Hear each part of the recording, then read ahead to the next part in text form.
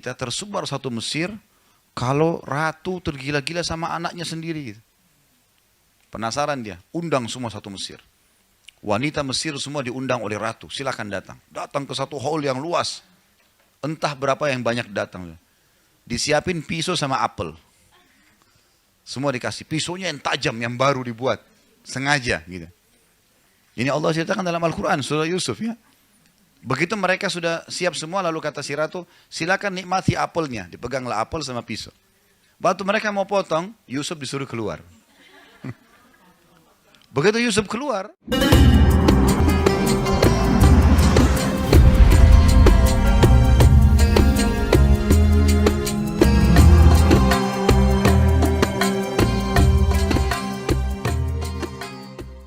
Nabi Yusuf alaihissalam terkenal sekali dengan ketampanannya. Tidak ada yang tidak kenal Nabi Yusuf sampai diberikan sepertiga kekayaan dunia.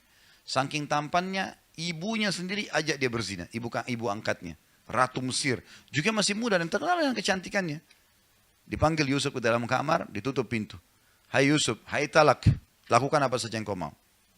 Digoda-godain dengan segala macam fitnahnya. Yusuf lari-lari, nggak mau. Ya. Dalam surah Yusuf kan begitu, surah nomor 12. Yusuf lari, meninggalkan dia kan.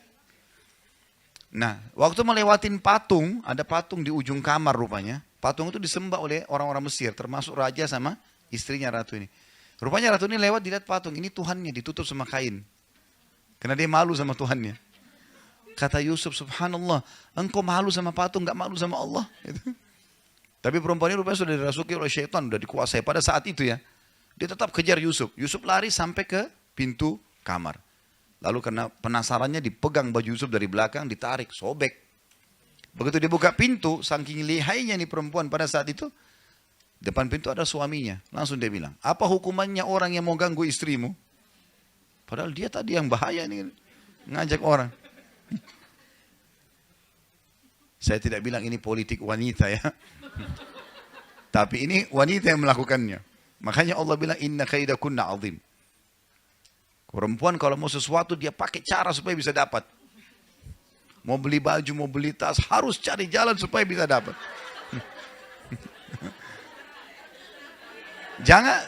Sebentar. Jangan tersinggung. Tapi itu normal, alami. Baik, kembali ke kisah dulu. Maka si raja bijak, dia nggak mau menghukum Yusuf. Dia bilang sama orang-orang di sekitarnya, panggil hakim istana, panggil. Datang hakimnya. Hakimnya lalu ditanya. Hakimnya tanya Yusuf, kenapa Yusuf? Ini ibu ini yang ajak saya zina. Dia ajak ke kamarnya, ditutup, saya dikejar-kejar. Tanya istri ratu, bagaimana ratu? Jelas-jelas orang ini di kamar saya kok, gimana? Jadi luar biasa gitu. Maka untung bijak nih si hakim. Dia bilang, kita kalau gitu lihat bajunya Yusuf. Kalau baju Yusuf robek dari depan, berarti betul si ratu. Karena laki-laki kalau mau nyerang dari depan, kemudian disobek bajunya karena membela diri. Tapi kalau baju Yusuf robek di belakang, berarti ini perempuan yang masalah nih. Ternyata betul dilihat bajunya Yusuf robek dari belakang. Tapi dia bisa dengan caranya membuat suaminya yakin kalau dia tidak salah. Ringkas cerita, tersebar satu Mesir kalau ratu tergila-gila sama anaknya sendiri. Penasaran dia, undang semua satu Mesir. Wanita Mesir semua diundang oleh ratu, silakan datang. Datang ke satu hall yang luas. Entah berapa yang banyak datang. Disiapin pisau sama apel. Semua dikasih, pisaunya yang tajam, yang baru dibuat. Sengaja gitu. Ini Allah ceritakan dalam Al-Quran, surah Yusuf ya. Begitu mereka sudah siap semua, lalu kata si ratu, silakan nikmati apelnya. Dipeganglah apel sama pisau. Waktu mereka mau potong, Yusuf disuruh keluar. Begitu Yusuf keluar, Allah bilang dalam Al-Quran, faqatta'na aydiyahun. Perempuan-perempuan ini sudah bingung, mana tangan, mana apel. Mereka potong tangan mereka, saking tampannya ya. Laki-laki sekarang lewat biar juga sudah mandi 7 kali, tetap aja nggak ada yang potong tangannya kan itu. Tapi ini luar biasa Yusuf alaihissalam.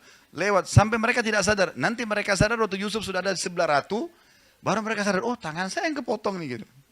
Baru mereka sadar. Lalu kata ratu apa? Inilah sebabnya kenapa saya mau zina sama dia. Kalian baru lihat sesaat sudah potong tangan. Ini orang tiap hari sama saya nih. untuk membenarkan perilaku dia ini ya. Kalian baru lihat sesaat sudah potong tangan saya tiap hari, gimana? Maka apa kata ratu? Saya akan terus paksa dia buat zina atau dia dipenjara. Yusuf alaihissalam langsung berdoa waktu itu. Apa kata Yusuf? Ya Allah, penjara lebih aku sukai daripada apa yang mereka ajak. Daripada zina, penjara saja ya Allah. Jadi doa Nabi Yusuf apa? Minta masuk penjara. Di penjara Yusuf alaihissalam sekian tahun. Bertahun-tahun, tidak ada kisah Yusuf sudah habis ceritanya. Ya, sama mungkin kalau orang tanda kutip, tentu Yusuf tidak berbuat jahat ya. Tapi kalau orang berbuat jahat kemudian masuk penjara, orang sudah lupain kisahnya, sedikit yang genang gitu. Yusuf alaihissalam kedatangan Jibril, lalu Yusuf tanya, hai Jibril, kenapa Allah biarin saya lama di penjara? Kenapa nggak dikeluarin? Saya kan tidak salah. Kata Jibril, Tuhanmu menjawab, hai Yusuf, karena kau sendiri yang minta penjara. Karena kamu yang minta penjara. Kalau kau minta keselamatan, Allah kasih kau keselamatan. Kau kan bilang, penjara lebih saya suka ya Allah. Nah, makanya jangan ucapin doa yang tidak benar.